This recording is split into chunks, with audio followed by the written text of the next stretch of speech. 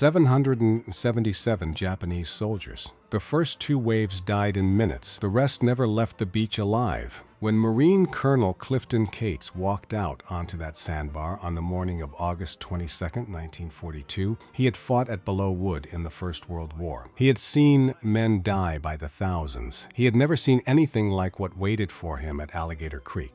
The bodies were arranged in patterns, cones, arcs. Fans of dead men spread across the black volcanic sand the way a shotgun blast spreads across a target. And in the palm trees 10 feet off the ground and in the chests of soldiers who had died at a full run, the Marines found something the Japanese had never seen before. Small round pieces of hardened steel, fired from a weapon that was never designed to kill men at all. This is the story of the night the Banzai charge met the American answer, and of a 22-year-old kid from Philadelphia who kept firing his machine gun after his eyes were gone. The rain had stopped an hour before midnight, but the jungle still breathed. Water dripped from banana leaves onto the black volcanic sand of Alligator Creek. The air smelled of salt, of rot, of gun oil, and somewhere in that darkness 800 men were walking toward their deaths. It was August 21, 1942. Guadalcanal.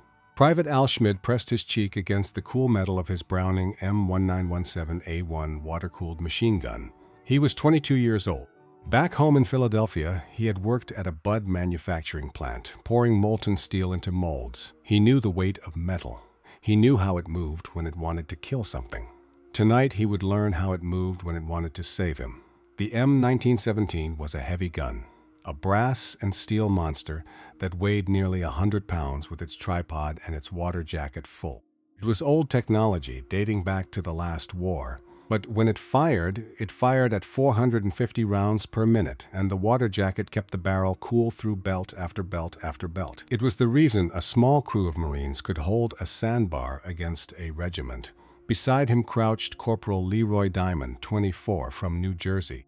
And feeding the ammunition belt from a metal ammunition can was Private Johnny Rivers, 22, a quiet kid from the Bronx who had joined the Marines 6 months before Pearl Harbor because he wanted to see the Pacific. He was seeing it now. None of them spoke. Somewhere across the sandbar, less than 200 yards away through the palm trees, a voice cried out in Japanese, "Totsugeki, charge." The 3 young men tightened their grip on the gun, and the war they had trained for finally arrived. To understand how they got there, we have to go back 2 weeks, back to the ships that came out of the morning fog. August 7, 1942, Major General Alexander Archer Vandegrift stood on the deck of the USS Macaulay as the first landing craft cut through the water toward the beach. He was 55 years old, a Virginian, quiet with hair going silver at the temples. He carried a Bible in his kit bag. He read from it every morning of the war. He had never commanded a division in combat before. Now he was commanding the first American offensive of the Second World War.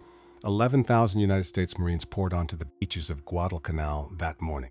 They expected a bloodbath. They found a construction site. The Japanese garrison, mostly Korean laborers and a small guard force, fled into the jungle without firing a shot. By nightfall, the Marines held the half-finished airfield the Japanese had been building. Vandegrift renamed it Henderson Field, after a Marine pilot killed at Midway. That airfield was the reason for everything that followed.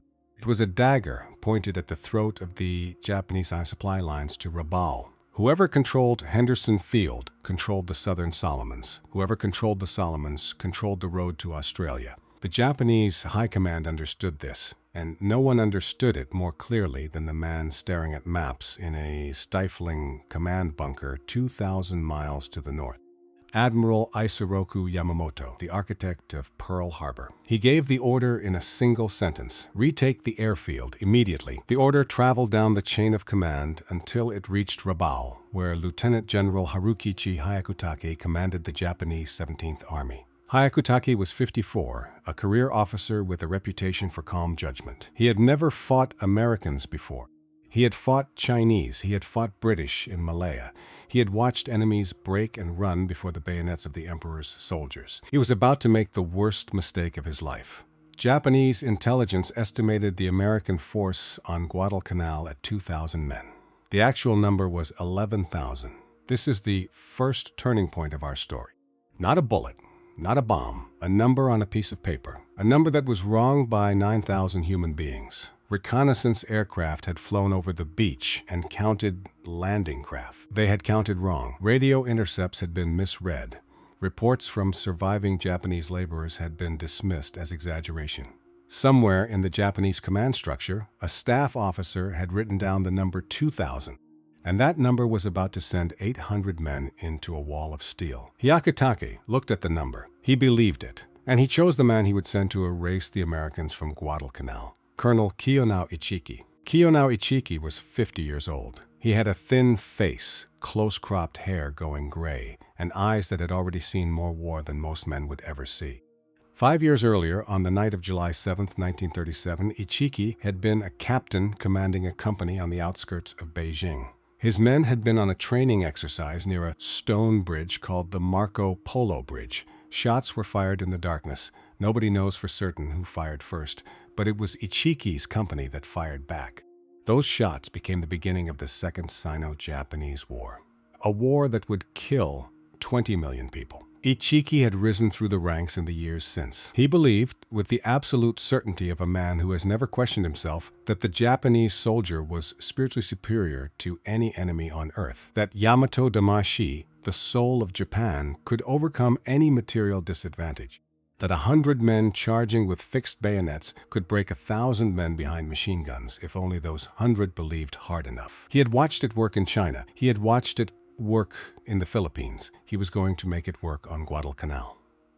On August 18th, 3 days before our story begins, Ichiki's advance element, 917 soldiers of the 28th Infantry Regiment, waded ashore at Taivu Point, 22 miles east of Henderson Field. His orders were explicit: wait for reinforcements. A second force of 1,500 men was steaming down from Truk. Together, they would have the numbers to overwhelm the Americans. Ichiki read the orders, and Ichiki disobeyed them. He would not share this victory with anyone. He would take Henderson Field alone with the men he had.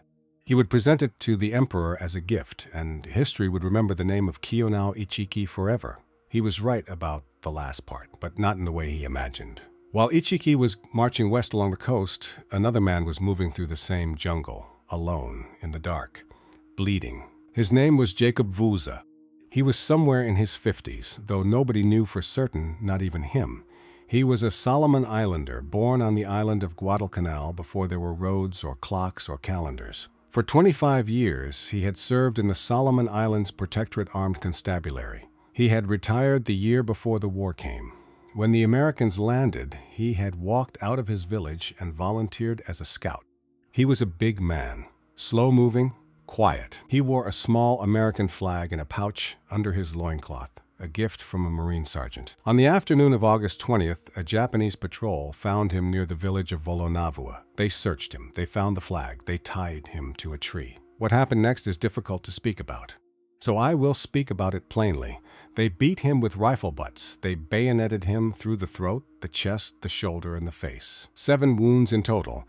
And then an officer drew a sword and slashed him across the mouth, cutting deep into his tongue, so that he could not cry out and could not speak, and could not, they believed, betray them if he lived. Then they left him tied to the tree to die.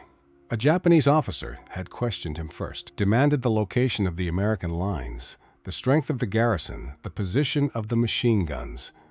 Vuza said nothing. He hung against the ropes and let them believe he was dead. Then, when the Japanese patrol moved on, Jacob Vuza did something that should not have been physically possible. He chewed through his own ropes, with a tongue split open by steel, with 7 bayonet wounds in his body, with blood filling his lungs. He gnawed through the fibers of the rope, binding his wrists, and he began to crawl 3 miles through the jungle, in the dark, toward the American lines. He crawled through what remained of the night of the 20th and into the earliest hours of the 21st. And at some time not long before 1 o'clock in the morning on August 21st, a Marine sentry heard something moving in the brush outside the perimeter. He raised his rifle, and then he saw what was coming. Vuza dragged himself into the light of a hurricane lamp. He could barely speak. He could barely stand, but he stayed on his feet long enough to be carried to the command post of Lieutenant Colonel Edwin Pollock, 42 years old, commander of the 2nd Battalion, 1st Marines. Vuza told him everything. The Japanese were coming. They were behind him. They were minutes away. They were coming now. Then Jacob Vuza collapsed. He was expected to die. He did years. The word went out along the American line, quietly, man to man. No bugles, no shouted orders. Colonel Clifton Cates, 49, commander of the 1st Marine Regiment, walked the perimeter in the darkness. He had fought at Below Wood in the last war. He knew what men looked like the hour before they might die. He wanted his Marines to see him. Calm present, unhurried. The line ran along the west bank of Alligator Creek, a slow, sluggish waterway that emptied into the sea across a wide sandbar. That sandbar was the killing ground. Any attack from the east would have to cross it. Open sand, no cover. Along the ridge overlooking the sandbar, the 37mm anti-tank guns of the Battalion Weapons Company were dug in. Their crews camouflaged them with palm fronds. From 20 yards away, you could not see them. From 200 yards away, in the darkness, you would not know they existed. The 37mm gun had been designed to kill tanks. It fired an armor-piercing shell at a muzzle velocity of roughly 2,900 feet per second. It could punch through the thin armor of a Japanese light tank at 500 yards. But that night, the crews were not loading armor-piercing shells. They were loading canister rounds. The M2 canister was a strange, almost archaic piece of ammunition. A hollow steel cylinder packed with 122 hardened steel balls, each about the size of a marble. When fired, the cylinder disintegrated at the muzzle and the balls sprayed a blast the size of a battle cone, like a shotgun blast the size of a battlefield. It was, in effect, an 18th century weapon, grape shot, the same principle Union gunners had used at Gettysburg to shred Pickett's charge. 122 steel balls per shot. Multiple rounds per gun. More guns still to come if the flank was threatened. More than 1,000 pieces of flying steel waiting behind a screen of palm leaves, waiting for 800 men who did not know they existed. At the far end of the line, Al Schmid checked his belt of ammunition one more time. 250 rounds ready in the metal can beside him. Another belt looped over Johnny Rivers' shoulder. Diamond had his .45 pistol out on the sandbag in front of him. Safety off. None of them had ever fired a shot in combat before. Somewhere out there in the dark, Kianao Ichiki was giving his final orders. His officers stood with their swords drawn. His soldiers checked bayonets and tightened their leather chin straps. They had rice balls in their pockets and photographs of mothers in their breast pockets. Most of them were farm boys from Hokkaido, 22 years old, 23, 24. They believed they were about to make history. They were. Just not the history they imagined. The tide was coming in. The moon was hidden behind clouds, and a single voice, sharp and high across the sandbar, cut through the dripping silence of the jungle. Tatsugeki. And they came. They came out of the tree line the way a wave comes off the ocean. Not one man, not 10, 100 at once, and then 200, and then more, running low across the black volcanic sand with their bayonets fixed and their voices raised in a single sustained shout that carried across the water and into the hearts of the men waiting behind the guns. Banzai, Tenno Haika, Banzai. Long live the Emperor. Al Schmid heard it, and something inside his chest went cold and steady all at once. He was 22 years old, killed a man. But his hands did not shake. His hands knew what to do. His hands rested on the spade grips of the M1917 the way another man's hands might rest on a steering wheel he had driven 1,000 times. Beside him, Johnny Rivers whispered a single word, ready. The first wave came at 1:30 in the morning on August 21st, 1942. It was small by design, a probing attack. About 100 men from the lead company of Colonel Ichiki's advance element, chosen because they were the fastest runners. They were supposed to punch through the American line, seize the machine gun positions, and hold them until the main body of 800 could pour through the gap. They never reached the wire. Schmid waited until they were close. He waited until he could see the faces above the running bayonets. He waited until the front rank was well inside the killing zone, and then he opened fire. The Browning stitched a line of tracers across the sandbar, and the men in the front rank folded like paper dolls. The second rank stepped over the bodies and kept running, and Schmid walked the gun left to right, then right to left, and they folded too. Rivers fed the belt with the calm patience of a man laying tile. Diamond fired his rifle beside them, methodical, choosing targets. Along the line, other machine guns opened up. Riflemen from the 2nd Battalion, 1st Marines poured fire into the sandbar. The tracers made a red lattice above the sand, and Japanese soldiers ran into it and stopped running. The 37mm guns stayed silent. Colonel Cates had given the order himself. Save the canister. Wait for the main assault. Let them believe we have only rifles and machine guns. The first wave died on the sand, all of it, every man who crossed the tree line. Not one reached the American position. 200 yards behind the sandbar, in a shallow depression scraped out of the coral soil, Colonel Ichiki stood with his officers and watched the first attack die. He said nothing for a long time. Then he gave the order for the main assault. There was no discussion. There could not be. Discussion would have meant admitting that the plan had failed, and in the mind of Ichiki, the plan could not fail because it was built on the spiritual foundation of the Japanese soldier. If the first wave had died, it was because the first wave had not believed hard enough. The second wave would believe harder.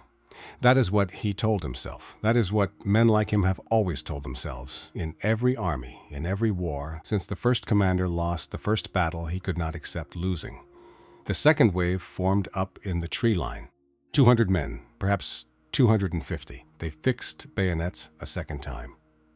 Some of them prayed. Some of them wrote their names on scraps of paper and pushed the paper into their pockets so their bodies could be identified. Then their officers raised their swords, and they came.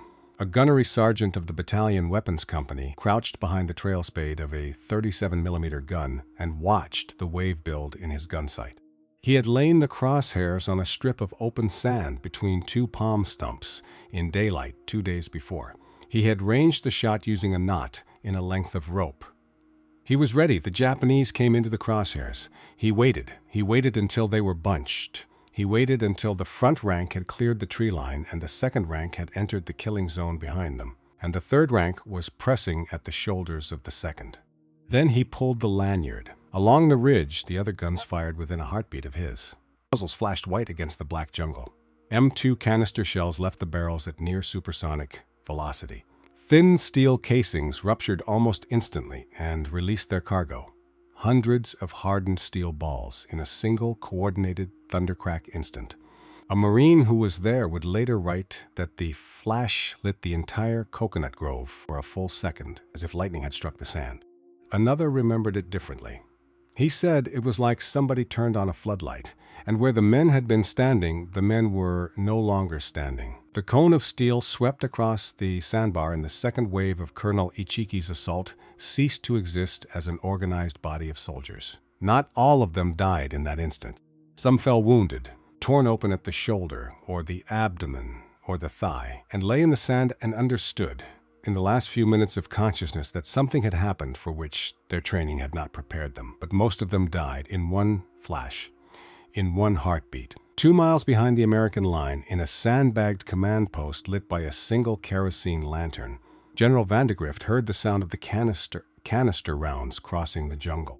He looked up from a map. He said very quietly, to no one in particular, "It has begun." Then he went back to the map, and then the guns fired again and again. The 37mm M3 was a semi-automatic weapon. A trained crew could fire 15 rounds per minute. The weapons company crews were trained. Round after round left the barrels, and the cones of steel overlapped and re-overlapped, and the sandbar of Alligator Creek became a landscape that no man who saw it that night ever fully described to his family, or to a reporter, or to a historian for the rest of his life.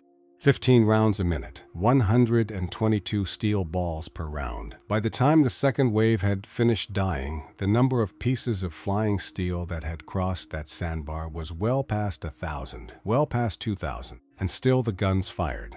Al Schmid did not see the canister strike. His eyes were on the sandbar directly in front of his own gun, at the north end of the American line, where a smaller group of Japanese soldiers, perhaps a dozen who had veered north of the main assault, were still running toward his position. He fired. He fired. He fired. They were close, very close. Close enough that Schmid could hear the sound of their boots on the wet sand between his own bursts. And then a rifle bullet, coming out of the darkness, caught Johnny Rivers. It struck him in the face. Rivers slumped forward against the sandbag without a sound. He was 22 years old. He was dead before Schmid or Diamond could reach him. Diamond took the ammunition belt from Rivers's shoulder and kept feeding the gun. Schmid did not stop firing. He could not stop. If the gun stopped, the Japanese in front of them would reach the position. He kept the trigger down and kept walking the barrel across the sand and did not let himself think about Johnny. They were still coming when the grenade came in. Schmid saw it, a dark shape tumbling end over end against the black sky. He did not have time to duck. He did not have time to shout. The grenade landed on the sandbag directly in front of the Browning, and it detonated in Al Schmid's face. The blast lifted him off his knees. Metal fragments tore through his cheeks, his forehead, his eyes. His right eye was destroyed instantly. His left eye was riddled with fragments so small, the surgeons would later say each one was no larger than a grain of rice. He would keep only a trace of vision in the left eye. In every way that mattered, he had gone blind. Beside him, Corporal Leroy Diamond had taken shrapnel in the left arm and the shoulder, and blood was running down his sleeve. But Diamond was still alive, and Diamond understood, faster than most men would have understood, what had just happened to Al Schmid and what still needed to happen next. Because the Japanese were still coming. Diamond crawled to the machine gun. He crawled through the blood of Johnny Rivers and the blood of Al Schmid and the muddy water in the bottom of the pit. He put his one good hand on Schmid's shoulder. He said, "Al, you gotta shoot." Schmid said, "I can't see." And Diamond said, "I'll tell you where." What followed is a thing that seems, when you read about it, impossible. A 22-year-old man from Philadelphia, blinded in his right eye and nearly blinded in his left, lying in a mud pit beside the corpse of his best friend, fired an M917 Browning machine gun for hours by voice commands from a wounded corporal beside him. Left, 2. Fire. Right. Steady. Fire. Down. Fire. Diamond called the corrections. Schmid worked the gun. Between them, over the course of that long night, they held their piece of the line. The water in the gun's cooling jacket boiled. Steam rose from the barrel, and still they fired. Al Schmid would receive the Navy Cross for that night. He would not see the medal when they gave it to him. He would spend the rest of his life in darkness. He was 22 years old. By 4 in the morning, Colonel Ichiki understood at some level that the frontal assault had failed. Whether he admitted it aloud is not recorded. He was a proud man, and pride is often the last thing to die in a proud man. But he gave a new order. The remaining troops, perhaps 300 men still capable of fighting, would swing north. They would wade the mouth of Alligator Creek itself, where the water was waist deep and the current slow, and they would flank the American line from the seaward side. It was a good idea. A month earlier, at a different battle, it might have worked. But Colonel Edwin Pollock had already anticipated it.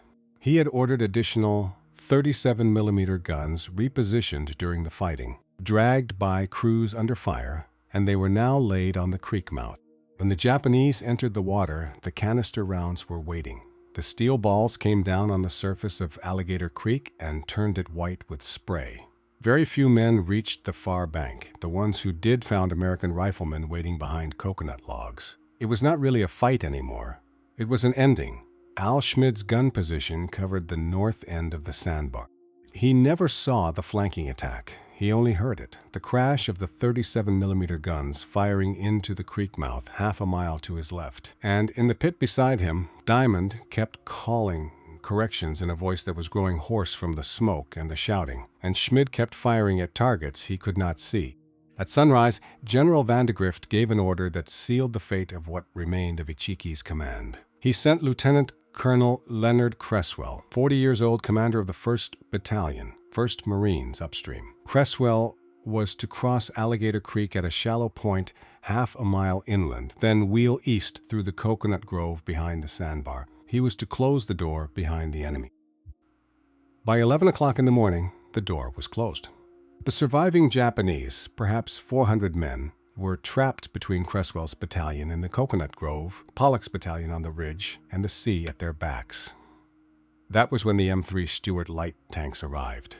There were 4 of them from the 1st Tank Battalion. They rolled into the coconut grove at walking pace, and they went to work. General Vandegrift, who was not a man given to overstatement, wrote later in his memoir, Once a Marine, that the rear of those tanks looked like meat grinders. He did not describe further. He did not have to. Japanese soldiers who had been wounded lay in shallow foxholes among the palms and were crushed as the tanks passed over them. Others rose to fight. throwing grenades, firing rifles, trying to climb onto the hulls. The tanks killed them all. Colonel Kiyonao Ichiki walked back to his command post through the shattered coconut grove sometime around noon. His officers were dead. His regiment was destroyed. Of the 917 men he had brought ashore 3 days earlier, more than 800 were now dead or dying. He sat down in the shallow dugout that had served as his headquarters. His aides had brought a silk regimental banner with them from Taivu Point, a sacred object, a physical embodiment of the honor of every man who had ever carried it. What happened next is disputed by historians. The Japanese official version, recorded in the post-war records of the Imperial Army, says that Colonel Ichiki burned the banner in the dugout to prevent its capture, then drew his Nambu Type 14 pistol and shot himself through the temple. The American version, based on the after-action reports of the 1st Marine Regiment and the later research of the historian Richard Frank in his 1990 study Guadalcanal, says that Ichiki died in the coconut grove, killed by American fire during the final assault. Both versions may be partly true. What is certain is this: Colonel Kiyonao Ichiki did not leave Guadalcanal alive. Somewhere in the tangled ruin of that dugout, a silk banner was found burned. He was 50 years. He had believed with all his heart that the spirit of Japan could not be broken by the machinery of America. He had been wrong. The morning came the way mornings always come after a battle, slowly, without ceremony. The sun rose over the eastern jungle, and the light crept across the water and touched the sand of Alligator Creek. And what the light revealed was something that even the men who had made it happen could not, at first, entirely believe. 777 bodies. Some counts, made later, put the number closer to 800. It hardly mattered. For the Marines walking out onto the sandbar in the pale light of dawn, the number was simply this: all of them were dead. Major General Alexander Vandegrift walked the length of the sandbar in the middle of the morning. He was not a man who wept easily. He had seen war before. He had fought at Veracruz in 1914 and in Haiti and in Nicaragua. But he had never seen anything like this. The bodies lay in the patterns the canister had made. You could read the arcs of the guns in the way the dead were arranged.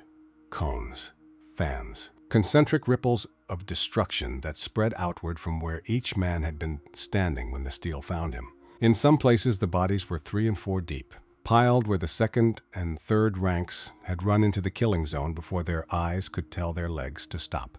Vandegrift wrote later in a letter to his wife Mildred that he had never heard of such tactics being used since the Middle Ages. He meant it as a description of the Japanese. In truth, it applied equally to the weapon that had destroyed them. Grape shot, canister, 18th century ammunition fired from a 20th century gun at soldiers charging with bayonets in the manner of men from a war 100 years gone. The old ways of killing, meeting the old ways of dying, on a beach in the Solomon Islands. 15 Japanese soldiers were taken prisoner, only 15. Most of them were so badly wounded they could not resist. But that afternoon, in the coconut grove where the tanks had done their work, something happened that would change the character of the war in the Pacific.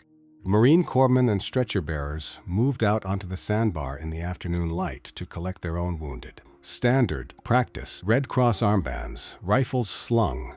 Some of them stopped to give water to wounded Japanese soldiers who were still alive. That was when the Japanese began to detonate their grenades. Men who appeared dead, men who had been shot 4 and 5 times, men who could barely move. As American corpsmen approached, they pulled the pins on hand grenades held against their own bodies, and they killed themselves and the Americans trying to help them. It happened 3 times that afternoon, then 5 times. Then the Marines stopped counting. The word went out along the line and then along every line in the Pacific for the rest of the war. Do not approach the wounded. Do not offer surrender. Do not trust a man who is not moving. Kill them from a distance. Kill them first.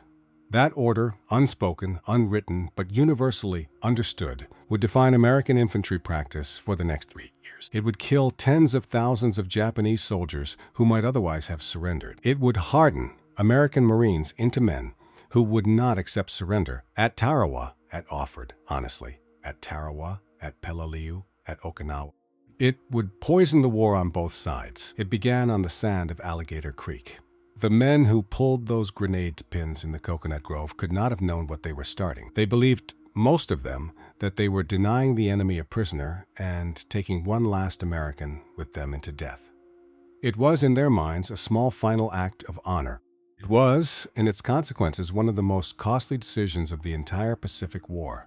For the Japanese themselves, American casualties totaled 44 dead and 71 wounded. 44 telegrams left the Marine Corps headquarters in the following weeks. They went to a farmhouse in Iowa, to a row house in Brooklyn, to a mining town in West Virginia. 44 gold star flags were hung in 44 windows across America. Most of those flags are gone now. Most of those windows have been replaced. But the mothers who hung them are remembered by their children and by their children's children, and that is a kind of monument too. 777 Japanese mothers received nothing at all for months, and then only a wooden box containing a lock of hair or a fingernail clipping. Because there were no bodies to send home. Because the bodies lay on a beach, on an island none of those mothers had ever heard of. And the American Marines who buried them in mass graves, and the grave markers rotted away within a year.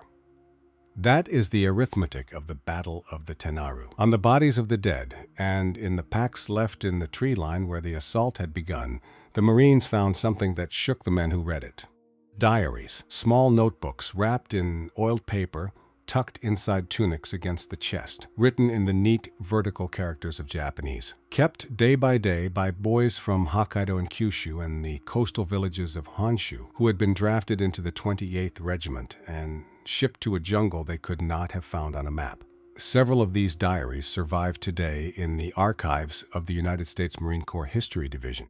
Their contents are simple: a mother's name, a brother's name, a short prayer, a drawing of a house, a line about being tired, a line about being afraid. Not fanatics, not monsters. Frightened young men who obeyed because they had been told to obey, and who died because the man commanding them could not accept that he might be wrong. Those diaries did not fit the story America was telling itself about the Japanese soldier in 1942.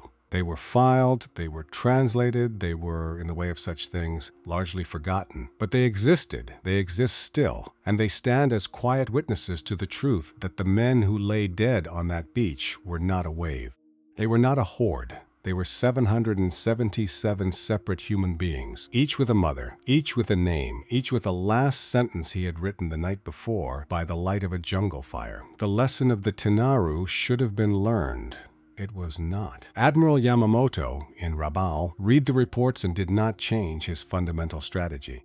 3 weeks later, in the second week of September 1942, Major General Kiyotake Kawaguchi arrived on Guadalcanal with 6,000 men. He struck the American perimeter at a ridge south of Henderson Field, a place the Marines would come to call Edson's Ridge, after the officer who defended it, Colonel Merritt Edson. The tactics were the same: massed frontal assault. Bayonets, battle cries, spiritual strength against material power. The result was the same. Kawaguchi's brigade was broken in 2 nights of fighting. Somewhere between 600 and 800 Japanese soldiers died on that ridge, roughly the same number as had died on the Tenaru. And in October, Lieutenant General Masao Maruyama tried again with 20,000 men against Henderson Field itself. Roughly 3,000 of them died in the same way, against the same weapons. And on Tarawa in November 1943, the Banzai Charge came again. And on Saipan in July 1944, it came again. The largest Banzai Charge of the entire war. 3,000 Japanese soldiers charged American lines at Tanapag on the night of July 7th. Almost all of them died. And on Peleliu, and on Iwo Jima, and finally on Okinawa in the spring of 1945, the same tactics, the same result. Tens of thousands of young Japanese men walking into steel because their commanders could not learn what Kiyonao Ichiki should have taught them on the sand of Alligator Creek. 25 years later, on a different jungle in a different war, American soldiers would face the same tactic under a different name.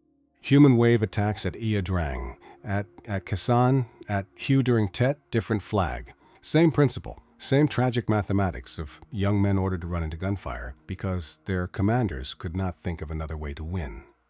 The lessons of Alligator Creek did not stay in the Pacific. The men who fought that night went home, most of them, and lived their lives. Sergeant Major Jacob Vuza recovered. He should have died from his wounds. He did not. He returned to the Solomon Islands Protectorate Armed Constabulary and served for another 20 years. In 1957, Queen Elizabeth II made him a member of the Order of the British Empire. He was later promoted to Knight Bachelor. The United States awarded him the Silver Star and the Legion of Merit. He died in his home village on the island of Guadalcanal on March 15, 1984. He was somewhere in his 90s. The precise age was never known, not even to him. He is buried on the island where he was born. There is a bronze statue of him standing today at the entrance to the Guadalcanal government offices in Honiara. He is looking east, toward the sea, toward the direction from which the Japanese once came. Corporal Leroy Diamond recovered from his wounds and returned to New Jersey. He carried the memory of that night for the rest of his life. He rarely spoke of it. Private Al Schmid came home to Philadelphia, blind in his right eye with only a trace of vision left in his left. 22 years old. He had been engaged to a young woman named Ruth Hartley before he shipped out. She was told about his wounds before he returned. She met him at the train station in Philadelphia on the day he came home. She took his hand and led him off the platform, and she married him on April 20th, 1943. The pastor read from Scripture at their wedding, and Ruth said her vows first, and Al said his second, and his voice broke on the words. He could not see her face. He never would again. But he said later to a reporter that on the day of his wedding, he had not needed to see her. He had known she was there, and that was enough. His story was told in a book by the journalist Roger Butterfield in 1944, and then in a Warner Brothers film in 1945 called Pride of the Marines, in which the actor John Garfield played Al Schmid. Al and Ruth attended the premiere. He could not see the film. He listened to it beside her. They had children. He worked. He lived. He grew older, the way any man grows older, and he did not become bitter, though he had every right in the world to become bitter. He died in Philadelphia on December 2nd, 1982. He was 62 years old. He had lived 40 years in darkness. He never once said publicly or to his family that he regretted the night at Alligator Creek. Major General Alexander Vandegrift received the Medal of Honor for the defense of Guadalcanal. He rose to become the 18th Commandant of the United States Marine Corps, serving from 1944 to 1947. He is the reason the Marine Corps still exists as a separate service today. When the post-war reorganization threatened to fold the Marines into the Army, it was Vandegrift who defended them before the Senate. He died in Bethesda, Maryland on May 8, 1973. Colonel Clifton Cates rose even higher. He became the 19th Commandant of the Marine Corps from 1948 to 1951. He served through the opening battles of the Korean War. He died in South Carolina on June 4, 1970. Lieutenant General Harukichi Hyakutake, who had sent Ichiki to his death, remained in command of the 17th Army after Guadalcanal. He was transferred to Bougainville, where his forces were bypassed by the American advance and left to starve on the vine. In February 1945, he suffered a massive stroke that left the right side of his body paralyzed. He was replaced in command by Lieutenant General Masatane Kanda. Hyakutake survived the war and was repatriated to Japan. He died there of illness in 1947. He never wrote a memoir. He never explained. And on the sand of Alligator Creek, the story did not end in 1942. In August of 1984, 42 years, and a few days after the battle, small delegations of Japanese veterans began to arrive on Guadalcanal. They were old men now. The youngest of them was in his 60s. The oldest was well past 80.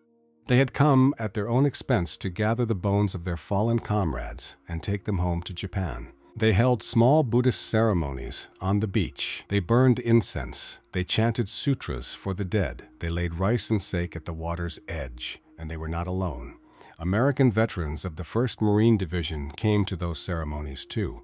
Old men, in their 60s, some in their 70s. They had come at their own expense as well, because they had heard the Japanese were coming, and they had felt that they should be there. They did not speak Japanese. The Japanese did not speak English. There were interpreters, young Solomon Islanders who worked for the Guadalcanal Solomons War Memorial Commission. The Americans and the Japanese stood together on the beach. Some of them shook hands. Some of them embraced. Some of them wept openly and could not stop weeping and did not try to. What the interpreters recorded in their notes to the commission was that on both sides the same phrase was said again and again in one language and then translated into the other. They were young. They were all so young. The old men stood together at the water's edge for a long time. Then they walked to the tide line, and they threw flowers into the sea, and the tide carried the flowers out into Sea Lark Channel, where the bones of the Ichiki detachment lie mixed with the bones of the 44 Americans who died beside them, and the flowers drifted away on the outgoing current. That, too, is the story of the Battle of the Tenaru. That, too, is what happened at Alligator Creek. Today, the sandbar is still there. The current has shifted over the decades, and the mouth of the creek is a little wider now than it was in 1942. But you can still stand on the eastern bank and look west across the same open ground the 800 men crossed on the night they died. There is a small monument. It is not elaborate. A stone plinth, a bronze plaque.